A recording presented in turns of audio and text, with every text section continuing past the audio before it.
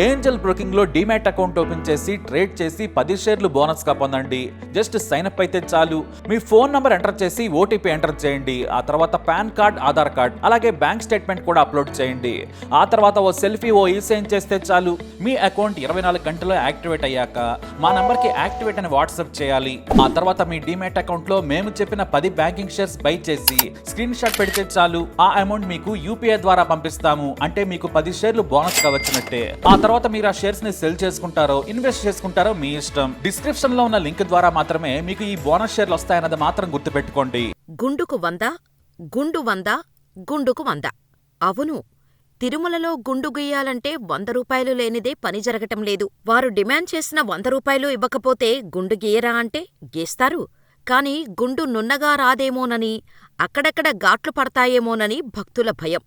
అందుకే గుండు గీసేవారి సేవకు సంతృప్తి చెందటం అటుంచి, భయంతోనో బాధతోనో చాలామంది ఆ 100 రూపాయలు సమర్పించుకుంటుంటారు. మరీ ఎక్కువగా గొడవ చేస్తే నలుగురిలో పరువు పోయేలా మాట్లాడతారేమోననే అనుమానం కూడా ఉంటుంది. అందుకే చాలామంది భక్తులు కళ్యాణకట్టలో నోరు మెదపకుండా డబ్బులు క్షురకుల పక్కన పెట్టి వస్తుంటారు. వాస్తవానికి తిరుమలలోని గుండు గీయించుకుంటే డబ్బులు ఇవ్వాల్సిన అవసరం లేదు. అది పూర్తిగా ఉచితం. కానీ కొంతమంది భక్తులు తమకు తాము సంతోషంగా క్షురకులకు కొంత మొత్తం అందిస్తుంటారు. అది దేవుడికి ఇచ్చినట్టుగానే వారు భావిస్తారు. ఇలా వారు సంతోషపడి ఇచ్చే మొత్తం ఇప్పుడు డిమాండ్గా మారడం బాధాకరం. 100 లేనిదే గుండు గీయబోమంటూ కొంతమంది క్షురకులు తెగేసి చెప్పటం ఆశ్చర్యకరం. అలా డిమాండ్ చేసి మరీ డబ్బులు వసూలు చేస్తోంది మహిళా క్షురకురాలు కావటం మరింత ఆందోళన కలిగించే అంశం. గుండుకు 100 అంటూ మహిళా క్షురకురాలు డిమాండ్ చేస్తున్న వీడియో సోషల్ మీడియాలో సంచలనంగా మారింది. తిరుమల కళ్యాణకట్టలో పేద, ధనిక అనేది తేడా లేకుండా మనిషికి 100 డిమాండ్ చేసి మరీ తీసుకుంటున్న మహిళా ఉద్యోగులు. భక్తుల ఇష్టంతో ఇచ్చింది తీసుకోవటం కూడా కాదు, మనిషికి ఇంత అని డిమాండ్ చేస్తున్నారు. ఆర్జిత సేవలు, ప్రత్యేక దర్శన టికెట్లు మినహాయిస్తే తిరుమలలో స్వామివారి దర్శనం పూర్తిగా ఉచితం. దర్శనమే కాదు, అక్కడ వసతి, భోజనం కూడా ఉచితమే. రుసుము చెల్లించి వాడుకునే రూమ్స్ కూడా ఉంటాయి. ఇక గుండు గీయించుకోటానికి ఎవ్వరికీ ఎలాంటి డబ్బులు ఇవ్వాల్సిన అవసరం లేదు. అంటే ఆ సేవ కూడా పూర్తిగా ఉచితం. భక్తులు తలనీలాలు సమర్పించే ప్రాంతాన్ని కళ్యాణకట్ట అనే పేరుతో పిలుస్తారు. అక్కడ టీటీడీ భక్తులకు ఉచితంగా తలనీలాలు సమర్పించే అవకాశాన్ని కల్పిస్తోంది. ప్రతి భక్తుడికి కొత్త బ్లేడును అందిస్తోంది.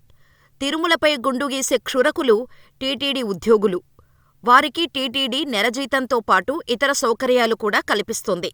జీతం, ఇతర అలవెన్సులు ఉన్నా కూడా క్షురకుల్లో కొంతమంది భక్తులను ఇబ్బంది పెడుతున్నట్టు ఫిర్యాదులు వస్తున్నాయి. ఈ ఫిర్యాదుల వల్లే కళ్యాణకట్టలో ఎక్కడికక్కడ సీసీ కెమెరాలను బిగించారు.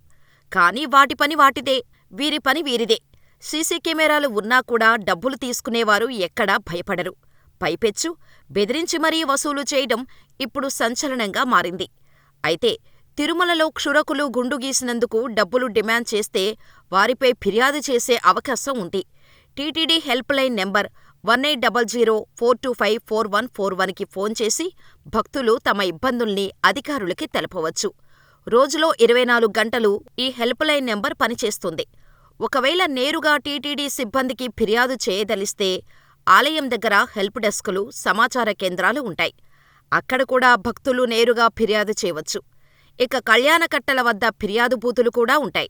భక్తులు తమ ఫిర్యాదు వివరాలను పేపర్పై రాసి ఆ బూతులలో ఉన్న బాక్సుల్లో వేయవచ్చు.